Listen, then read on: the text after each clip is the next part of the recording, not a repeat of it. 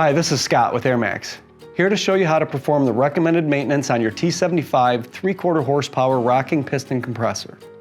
We recommend installing a new maintenance kit at the following intervals based on average running PSI. 1 to 7 PSI every 24 months, 8 to 12 PSI every 18 months, and 13 PSI or higher every 12 months.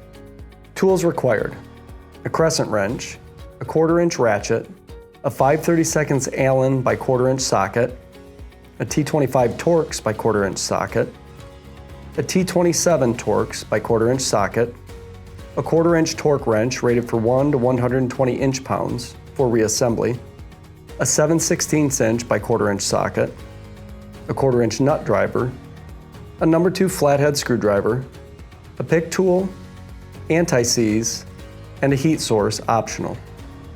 Maintenance kit components include 2 head O-rings, 2 cylinder sleeves, 2 piston cup retainer plates, 2 piston retainer plate screws, 2 piston cups, 2 cylinder O-rings, 4 leaf valves, 4 leaf valve backers, 4 leaf valve retainer washers, 4 leaf valve screws, and 8 head screws. First, use a crescent wrench to loosen the stainless quick connect fitting and disconnect the manifold flex tube. For PS systems, use a 5/32 Allen wrench to remove the 2 compressor manifold screws and set the manifold assembly aside. For LS systems with T75 compressors, the manifold assembly remains attached to the cabinet wall. For PS systems, tip the cabinet on its side to remove the 4 7/16 inch nuts and washers from the mounting feet and remove the compressor from the cabinet. For LS systems, use a 7/16 inch wrench to remove the nuts and washers from the mounting brackets and remove the compressor from the cabinet. Using a T25 Torx socket and ratchet, remove the 8 head screws. Then rest the capacitor and mounting bracket on your work surface. The head screws can be discarded. Carefully separate the head cover plate from the valve plates using a No. 2 flat screwdriver. Note the position of the air filter in relation to the capacitor. This will be important during reassembly. Remove the 2 valve plates, noting the orientation of the leaf valves in relation to the capacitor. This will also be important during reassembly. Next, discard the head O-rings and cylinder O-rings from each valve plate. A pick tool may be necessary for O-ring removal. Set the valve plates aside. Screws are installed with thread lock, so heating briefly with a torch may be necessary to loosen the thread lock. Using a T27 Torx socket and ratchet, remove the screws on the piston retainer plate for each cylinder. Remove and discard the piston cylinder sleeves, piston retainer plates, and worn piston cups. Using a flat screwdriver, depress each of the 4 fan guard tabs, then remove the fan guard from one end of the compressor. Rotate the fan slowly by hand until one piston reaches top dead center. Place one of the new piston cylinder sleeves over the piston, making sure that it rests evenly on the compressor body. Next, place a new piston retainer plate into one of the new piston cups, making sure that the lip of the piston cup is facing up. Rest the piston cup and retainer plate on top of the piston cylinder sleeve so that the locating boss is aligned with the top rod pilot of the piston. Alignment of the locating boss is crucial to a proper installation.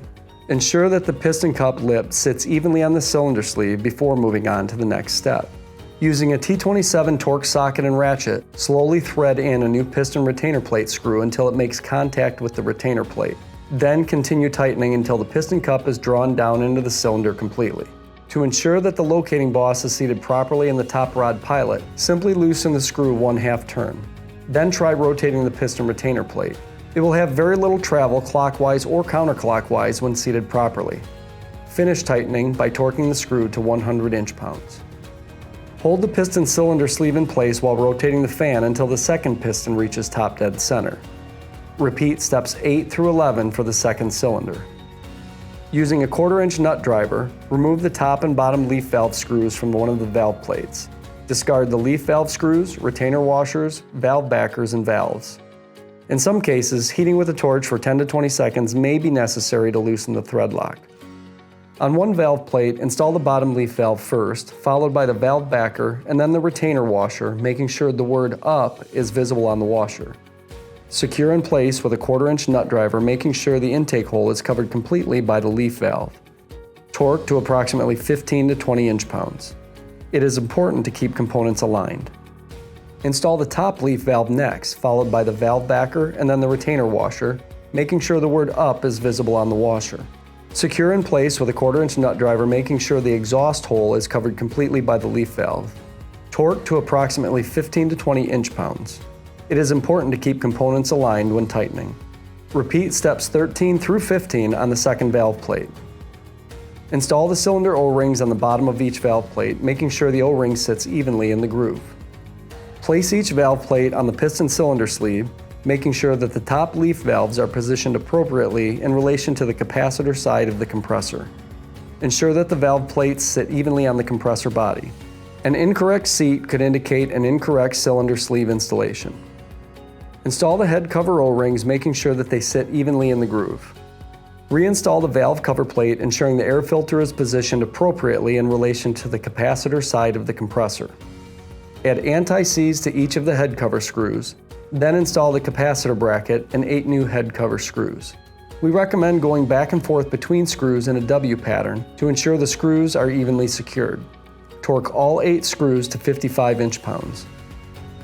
Turn the fan by hand to ensure the pistons move freely before reinstalling the fan guard. Before reinstalling the manifold assembly screws, add anti-seize to the threads of each manifold screw. For PS systems, reinstall the manifold assembly on the mounting bracket using a 5/32 Allen wrench and tighten to 45 to 50 inch-pounds. For LS systems, reinstall the compressor in the cabinet and secure in place using the 7/16 washers and nuts. Next, attach the stainless quick connect fitting and tighten using a crescent wrench to ensure the flare is fully seated. Once you've completed the maintenance kit installation, we recommend changing the air filter as part of regularly scheduled maintenance. This should be done every 3 to 6 months. To replace the air filter, hold the base of the air filter canister and turn the cap counterclockwise to remove. Replace the old air filter element with a new one. We recommend cleaning the cap inlet tube at this time, as debris can impede airflow. Then, reinstall the filter cap with the inlet facing down. Regularly scheduled maintenance on your AirMax compressor will keep your system running at its peak from season to season. If you have any questions regarding maintenance kit installation for your aeration system, contact AirMax Technical Support or email contact us at airmax-eco.com.